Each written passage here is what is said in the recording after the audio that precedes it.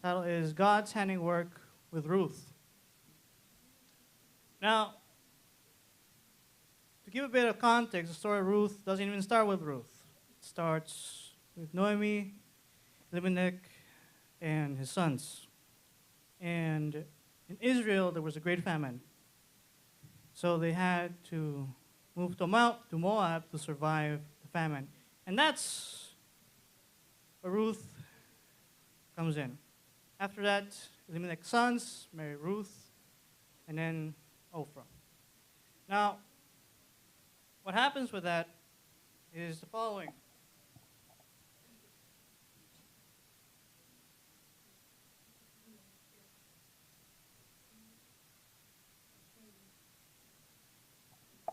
Now, before I start, these are the main 3 points that I found in this story.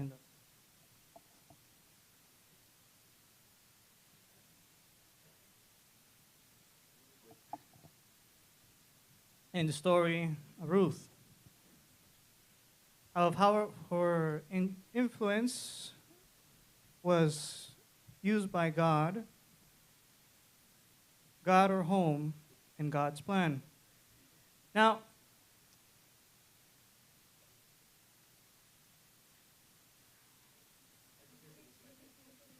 okay.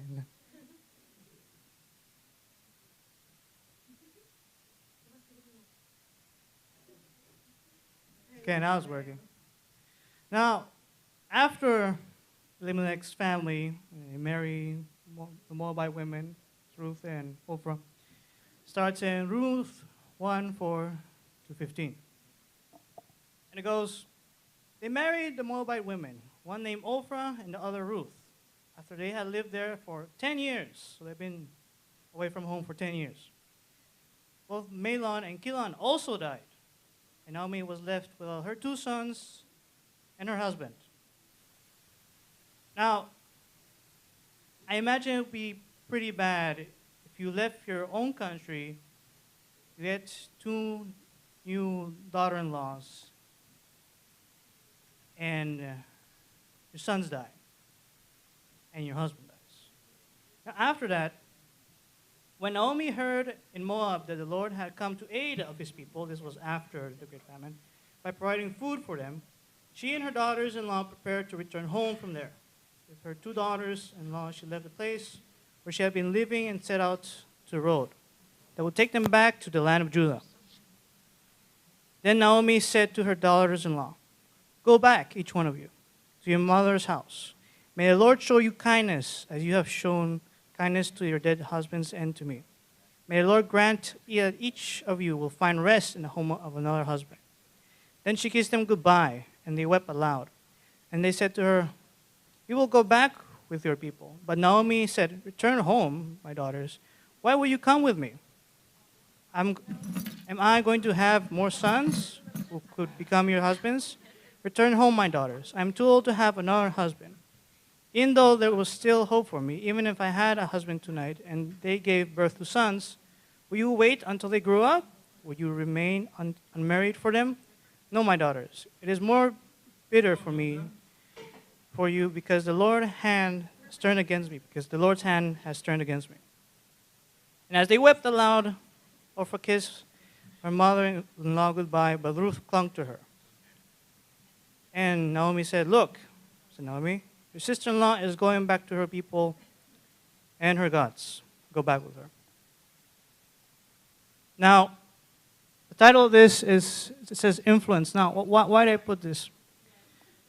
Because if we take into consideration the amount of time that Ophrah and Ruth spent with Naomi's family, it was a span of 10 years. And in 10 years, a lot of things can happen. I'm surprised they didn't have children by then. But we can see that God's influence, in spite of Ruth's husband dying and Naomi's husband and sons dying, it's clear that God has allowed his influence to retain, because then she says the following.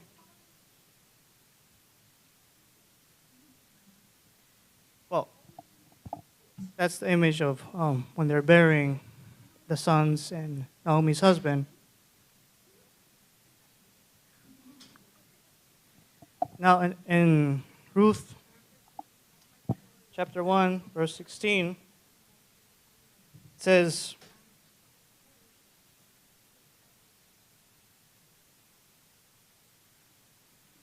but Ruth replied, and this is the famous verse that she always mentions, don't urge me to leave you or to turn back from you. Where you go, I will go. Where you stay, I will stay. Your people will be my people, and your God, my God. Now, Ruth was easily given the choice to return back home. Naomi, she did not know what she's going to encounter. She did not know how she's going to have a house, food on her table. She had no security whatsoever. No husband to return to. Naomi said it herself.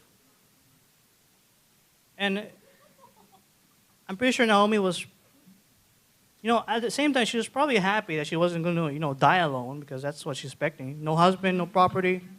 Realistically speaking, there's not much hope for her. And yet, Ruth wants to stay with her. And the question is why? Like, she has no reason to stay. But as I mentioned, the influence that God has throughout each one of us is something that can reach to those that we won't even realize. And as Ruth says, your people will be my people and your God, my God. Do you realize how powerful that is? Like, she's going to stay with Naomi in a foreign land that she just heard of, when she could just go back with Ophrah. There's no reason for her to stay. Like, why would she? Yet, she saw how Naomi and her family worshiped the God of Israel. It doesn't mention how or what customs they had, or what they did for, they had Vespers, or they reunited at the table and talked about Moses, the Israelites, the Exodus. But for Ruth to have chosen that, they must have been influencing her slowly. Now, as we can also see, there's also the second option. You have Ophrah, she left. She's gone. And not that we can really blame her, like humanistically speaking. It's understandable. She can go back to her God's way of life, at least live out her life peacefully. Life expectancy wasn't good back then. And that's where it all started. It all started with Ruth trusting God. And because of Naomi's family, even though they're long gone, you can see the influence that she says when your God, your people, and your God will be my God. So, good. That's where God starts with Ruth. That's where transformation starts. But what comes next? Because at this point, I really don't have a plan. So,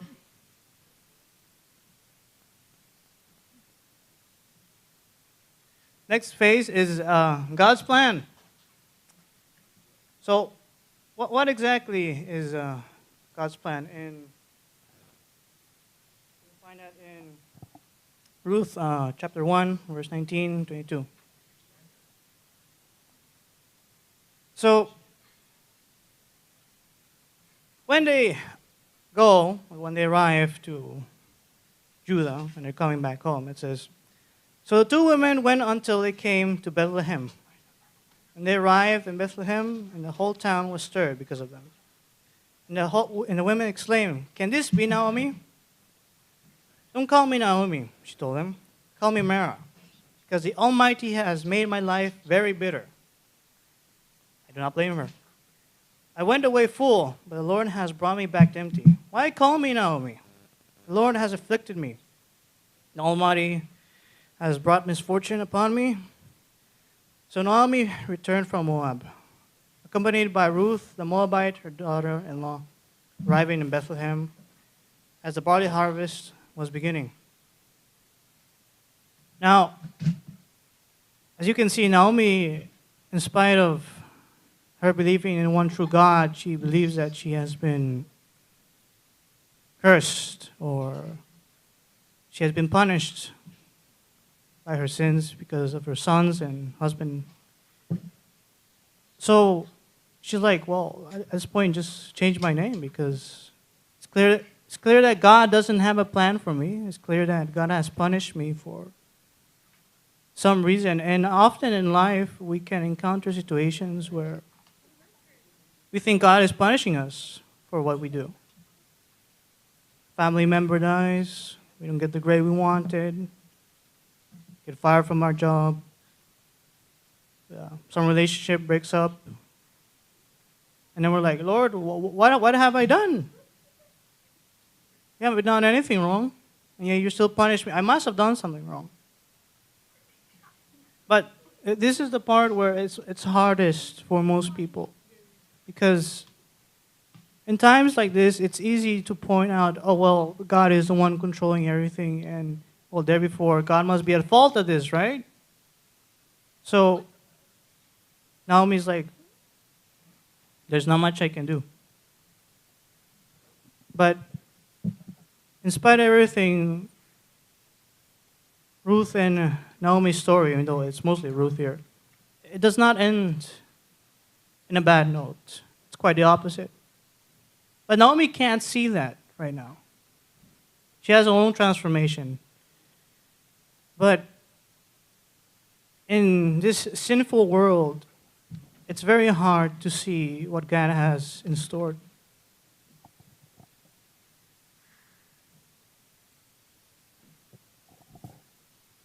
Now, this is where God's plan also comes in mind. Now, going back to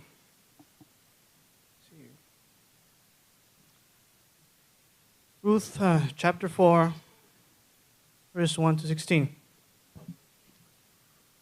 And we're skipping a bit ahead because even though it's a pretty good romance story, I must admit, this is where God shows what He has planned all along, in spite of all the death and suffering and loss that there was.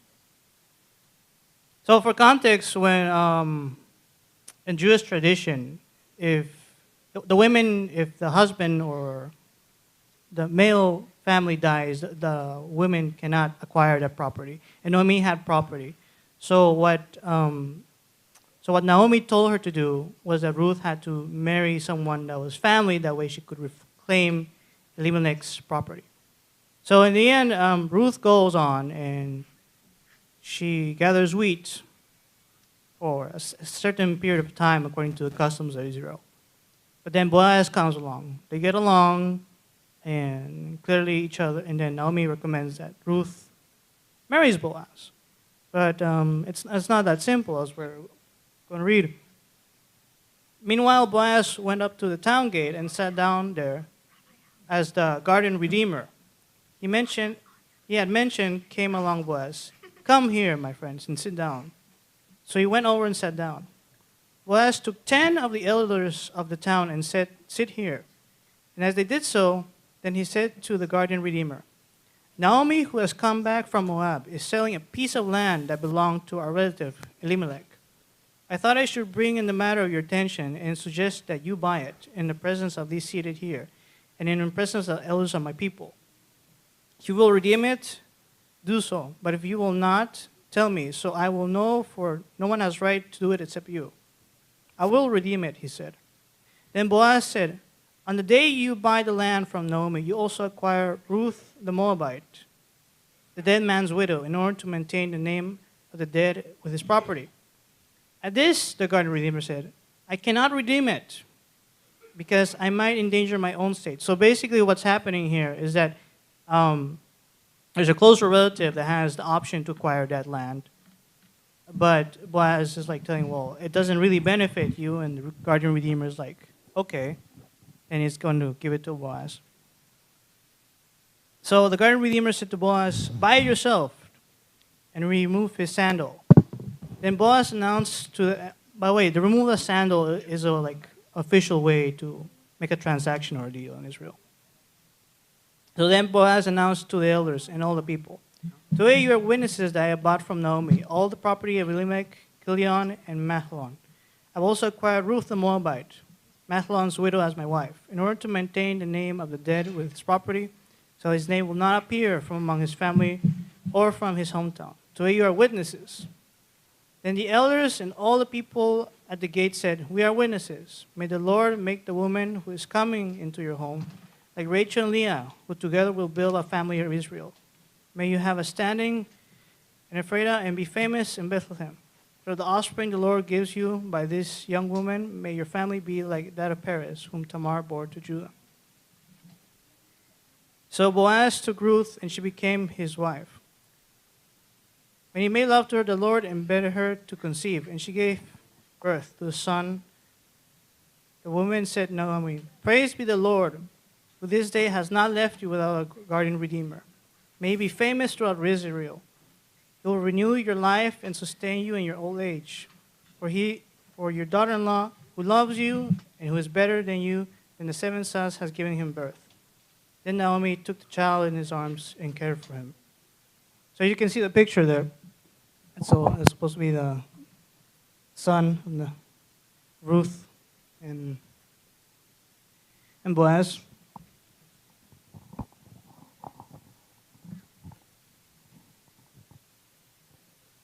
That's it.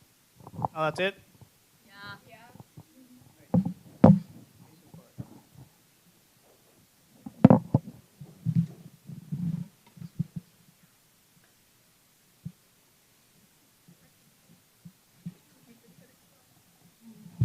So, That's it. Third.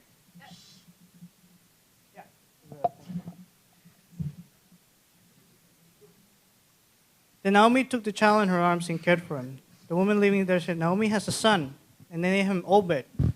He was the father of Jesse, father of David. So, and just for you guys to know, David, following later on, his lineage was the one that gave birth to Jesus. So in the end, it wasn't all lost. There was a plan. There was something that God had in store. And as you can remember, Noemi said, "Change my name to bitterness, for God has punished me." And yet it wasn't a punishment. Her sons dying wasn't a punishment. Her husband dying wasn't a punishment. We don't know why it happened. We don't know if God truly intended that or it was just a result, a coincidence. But we can see that all through all this, Ruth was not left to be unblessed. God blessed her.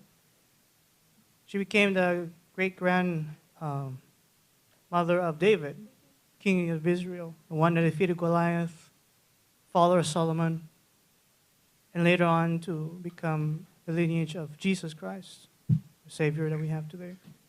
So imagine if Ruth had said, "Well, I'm going back to Moab." It would have been the more comfortable thing to do. And yet, apart from her own decision making, she truly believed in the one and only God. So, 3 things. The influence that we have with people, whether it's not because we want to be called Christians or not, or we want to be praised that we can do certain things. But it only took one instance for Ruth to say, "Well, I'm going with you, Naomi. I'm going to praise your God. I'm going to worship your God. I'm going to have faith in you, God. No matter what, I'm going to take care of you." But imagine if Naomi and Elimelech and her sons had been like, "Oh, yeah, there's a God of Israel there. He just sometimes does miracles. Sometimes appear when the Philistines or some other nations attack." You think Ruth would have gone with Naomi? Probably not. And not only that, like, she was obedient to Naomi. She followed her instructions. And all of this because God was there. So her transformation, well, it may seem small in some cases because all she had to truly do is just follow what Naomi wanted in a sense. It was all God. It was all part of God's plan. And sometimes the plan that God has for us is not always the most simple one to follow. Thank you.